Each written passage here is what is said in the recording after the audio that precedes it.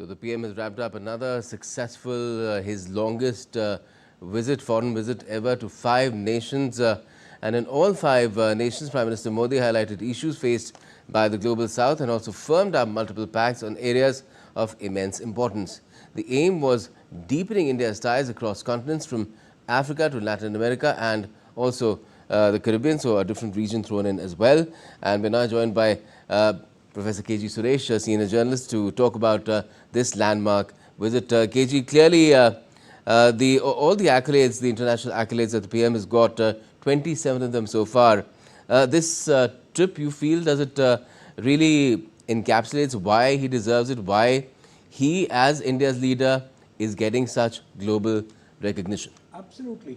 Apart from the fact that he has been conferred the highest civilian honors in many countries, I think he has surpassed all previous prime ministers in addressing the national parliaments also of different countries. This certainly is a recognition of his leadership, but at the same time it is also a recognition of India's growing clout. So I think that this is an honor both for him and the country.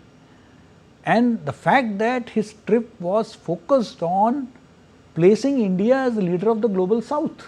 And I think he has been able to quite successfully do it, right from leading the G20 to next year we would be having the presidency of the of the BRICS. The BRICS would be hosted by us. And I think that this shows our deepening ties with the Global South, enhancing South-South cooperation, and emerging as a voice of the developing countries. Yes. Because India, when India speaks, it doesn't speak for itself.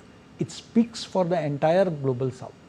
Right. And we're also due to host the Quad Summit as well. Absolutely. But do you feel that through this trip, Prime Minister Modi, along with the other leaders who were there for the BRICS Summit, have sort of put the West, the developed world, on notice in a way that if you do not listen to the Global South, we're going to go our own way, and then you'll wonder what happened? Yes, absolutely. The message was loud and clear.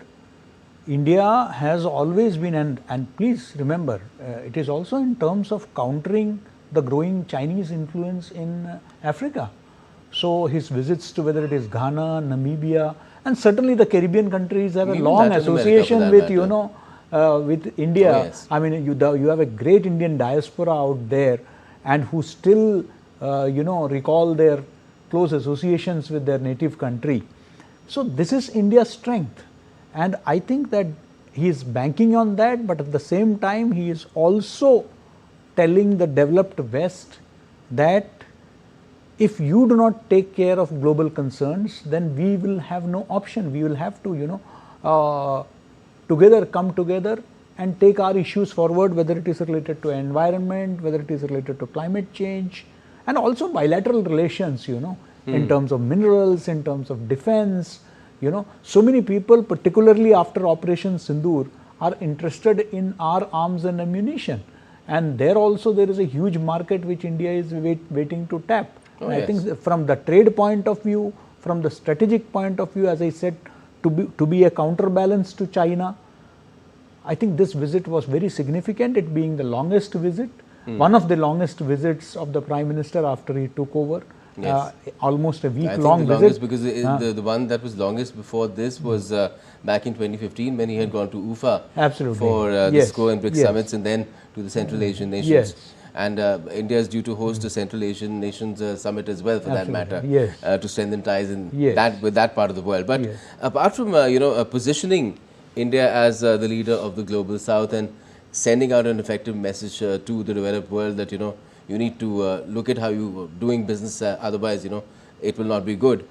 We will go our own separate way and do things our own way. Do you think it is also a trip out of which tremendous benefits will accrue to not only people in India through the kind of business that might be generated, investments that might come in, or investments that might be made in other countries, and generally be good for India's economic growth and global economic growth as well? Certainly, it goes without saying that wherever the Prime Minister goes abroad, he certainly talks about the trade and and enhancing our exports. having MOUs not only on trade but also on manufacturing, getting those goods to India which we do not manufacture and which we can develop the capability, that is invest in India, make in India, has been his focus. But Gautam, I would like to highlight one more aspect. Critical needs? Which is, yeah. Critical needs? Absolutely. And one more aspect, Gautam, is that these are among the first visits after Operation Sindoor. Yes. So, from that point of view, also he wants to put across, of course, an all-party delegation had visited, but then when the Prime Minister goes to these countries and puts across, and remember, what happened at the BRICS summit, this was perhaps the strongest ever condemnation of the Pahalgam attack.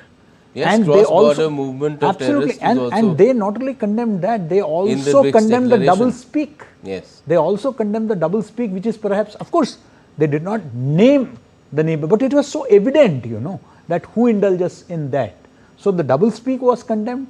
Terrorism, by taking the name of that, it happened in Jammu and Kashmir. That was a diplomatic victory of sorts for India.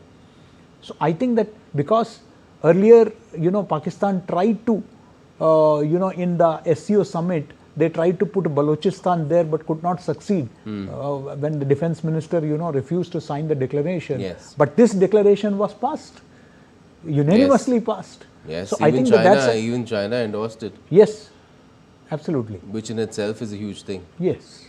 And what do you think are the other benefits? Because we are looking at, of course, parts of the world where India, which India had left sort of neglected really before, I think, especially before 2014.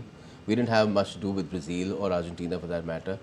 But things are very different now and they're looking very promising. There are goals that have been set to take trade to unprecedented levels. See, we have so many things in common apart from being developing countries. Brazil, for example, is one of the largest countries in the world, which also, when you look for an expansion of the UN Security Council, it is also among the countries which can find a place in the scheme of things, the new scheme of things. So it is but legitimate that the new emerging powers also collaborate and cooperate. Yes. And also, now when it comes to our diaspora countries, he has also talked about offering OCI to the citizens there. Now that means the 6th or 7th generation. Yes, to the new, the younger generation, the latest generation. So this means their attachment with their mother country, and obviously that has its economic dividends as well. Of course. So it is a long-term, far-sighted, move that the Prime Minister has made, and he has won hearts wherever he has gone. He has taken Indian culture to the remotest corners of the world. And I think that in that way, India's not just hard power in terms of military, in terms of diplomacy, but also India's soft power was on full display. Definitely, and we hope that future trips are also equally successful. Absolutely. I am not at liberty to say where he is heading next, but he will be heading out very soon to other foreign shores as well. Absolutely. So let's hope that those are also equally, if not more, successful. Thanks for joining us and talking about it. This particular trip, at least, KG.